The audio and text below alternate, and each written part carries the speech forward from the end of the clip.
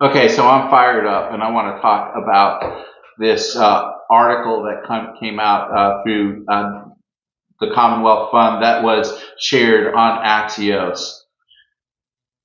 People that are studying rural health issues in the United States, I'm becoming more and more convinced that they are just totally detached from the realities that rural Americans face when it comes to healthcare. And often the solutions that they propose are not solutions at all. And many are just, I hate to say it, are just very, very naive in the way they look at rural American healthcare.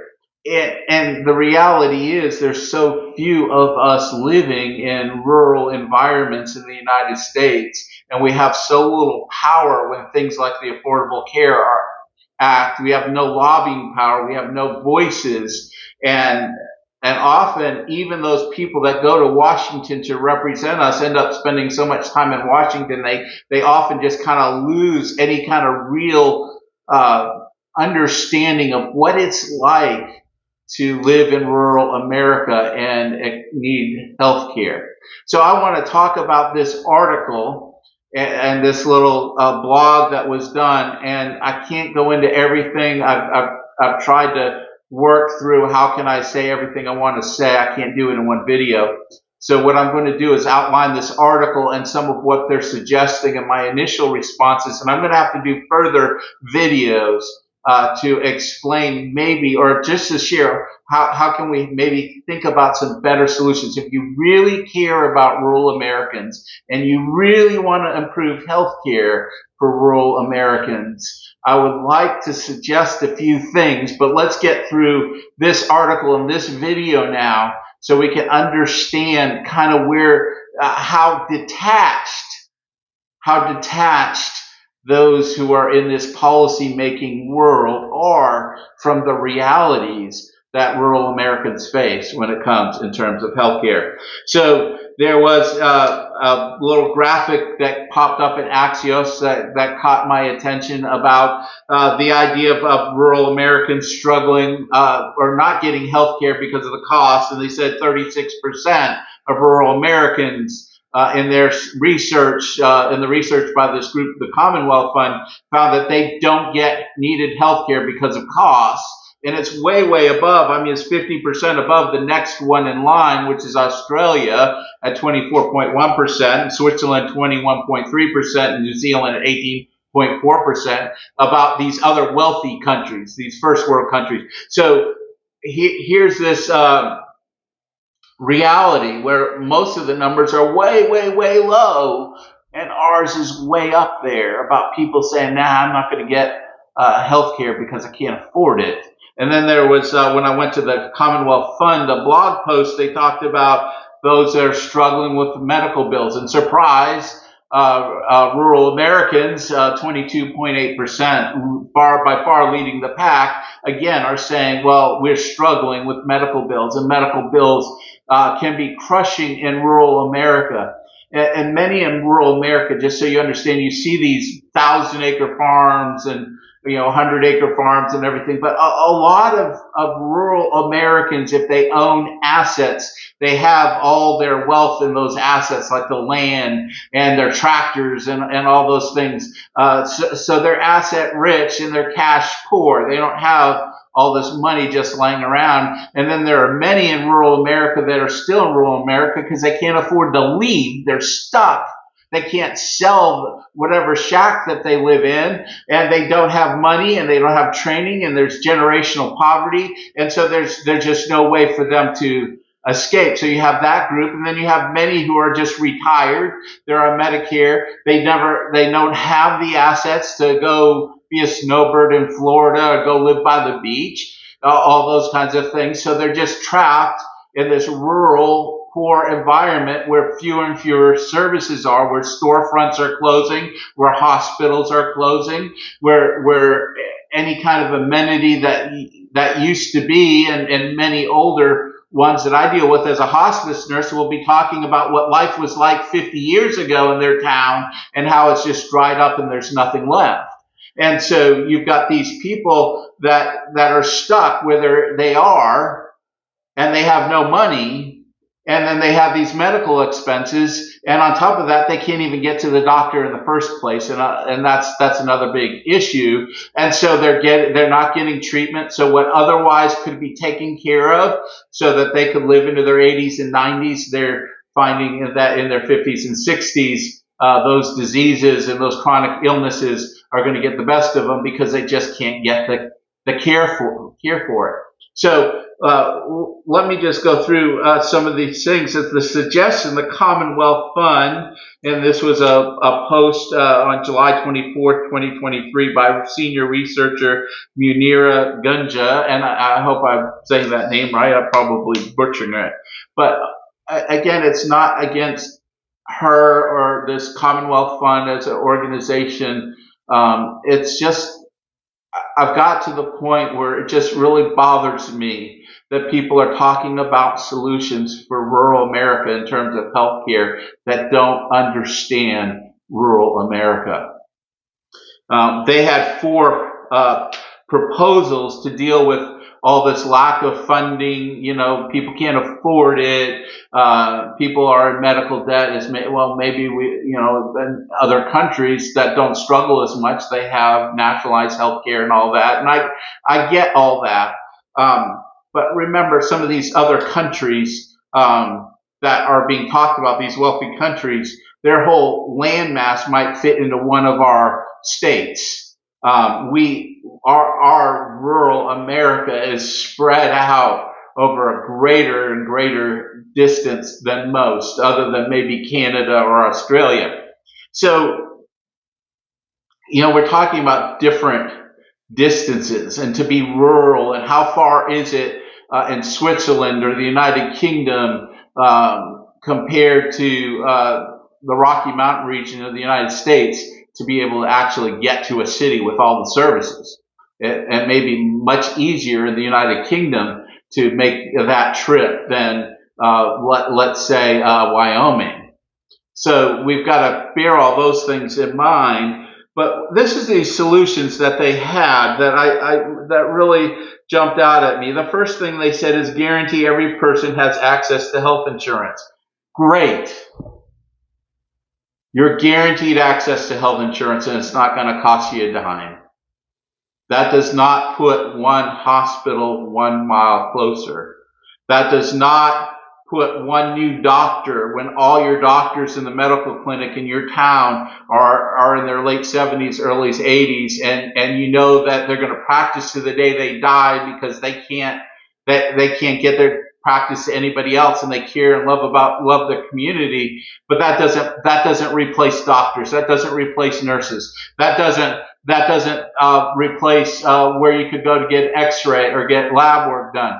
All that. It doesn't replace that. You could have all the health insurance in the world, but you got to have a place to get health care. Second, they said location matters when talking about access to care.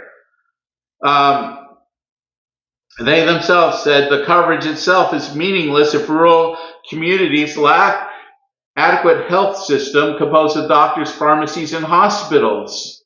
And that's true. We're not opening hospitals. We're not expanding hospitals. We're closing them.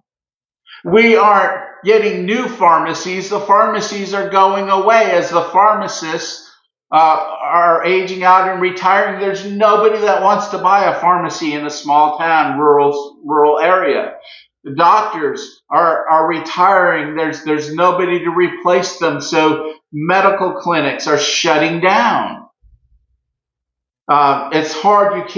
You can't recruit people unless you're from a rural area and you love the lifestyle. If you're from the suburbs, and when you look at what you can make in a rural area compared to what you can make in the city, and if you're from the suburbs, like the majority of professionals, college educated to be doctors, nurses, pharmacists, respiratory, all those, they look at it and say, I don't want that lifestyle.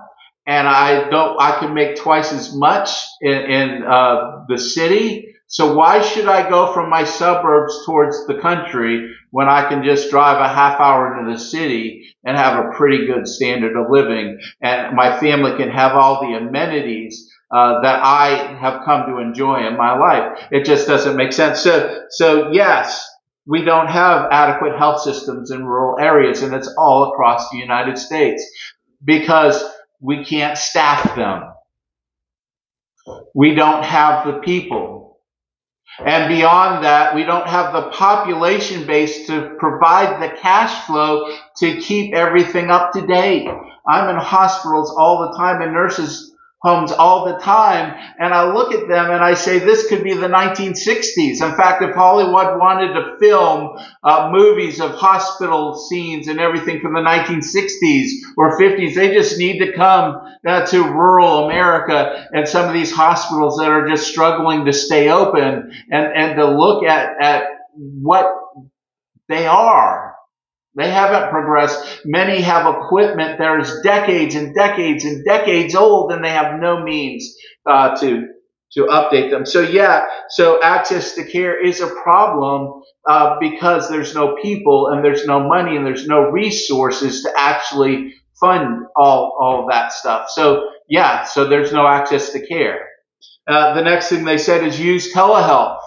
You can get on, you FaceTime your doctor, and you can talk to them all about what your signs and symptoms are, and they can look at you and say, yeah, I can tell you're really, really sick.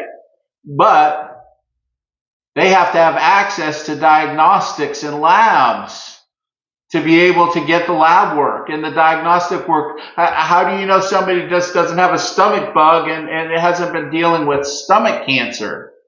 And that's what's happening in these rural areas a lot, is these people, they're not seeing the doctor, they don't see the doctor, they have the aches and pains that go on and go on and go on, and by the time they get to the point where they pass out and somebody has to haul them in an ambulance to a hospital an hour and a half away, that's where they end up. Usually they have a stop off at the rural hospital and said, oh, we can't do anything with you, let's just transfer you on. So by the time they get there, they find out that they have metastatic stage 4 cancer, or that their COPD is beyond the point of treatment, or that their heart failure, that they're now so weak that there's no surgical intervention that could be done that otherwise could have been successful. These things happen over and over and over to rural Americans just because they don't have access. But even with telehealth, a doctor can't fully diagnose some issues without labs, without diagnostics like x-rays and MRIs and echoes, and just getting somebody in to get those, because you think about this, at some places now you're waiting months to get in and see a specialist. So telehealth, they said, let's use telehealth. Well, that's great only to a point. It doesn't solve the problem of healthcare. And the last thing they talk about is recruit and retain healthcare workers in rural areas. Well, like I said before, quality of life, pay, there's all sorts of issues that unless you're wired to be in a rural area, which is very few, that's why we only have 46 million Americans living in rural areas rather than 100 million. Because most people are drawn to the suburbs and the cities because of the standard of living, because of the quality of life and all those things that are afforded living in the suburbs, especially around these big cities. And living in a big city affords things as well. And so there is a lack of people wanting to serve and to work in rural areas. And you could have programs all day long. I'm a nurse corps scholar. I got fully paid to go to nursing school because I knew I wanted to be in a rural area. So being in an underserved area was my target anyway. So I'm thankful for that. But the nurse corps program in the United States funds hard. It's a drop in the bucket to need. And nurse corps, if you don't know, what they do is in exchange for 2 years of service in an underserved area, you get your nursing school paid for. but it's still what's happening with many of those is they do their 2 years and go right back to the suburbs and say, I'm glad I'm out of there. So we can't get the people. We don't have the healthcare infrastructure. Telehealth is not the answer.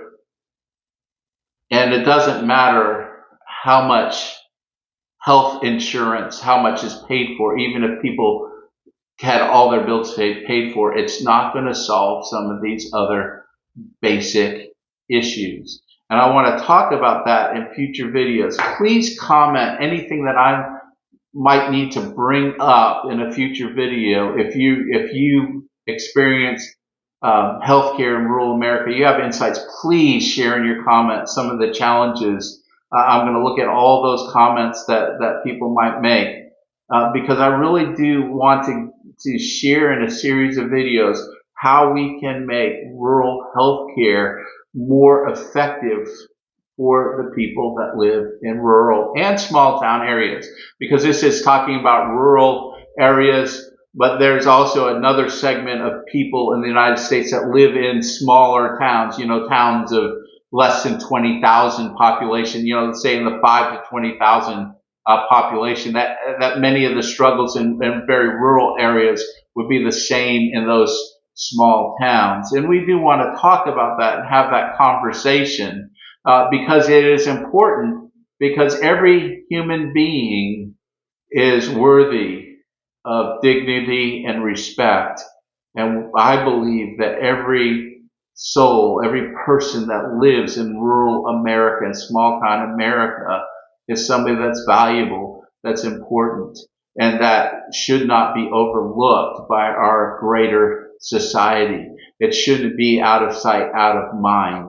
But we need to have these greater conversations because I think it is really an important discussion to have. So I encourage you to stay tuned. I'm going to be posting more videos in the coming days. Thank you.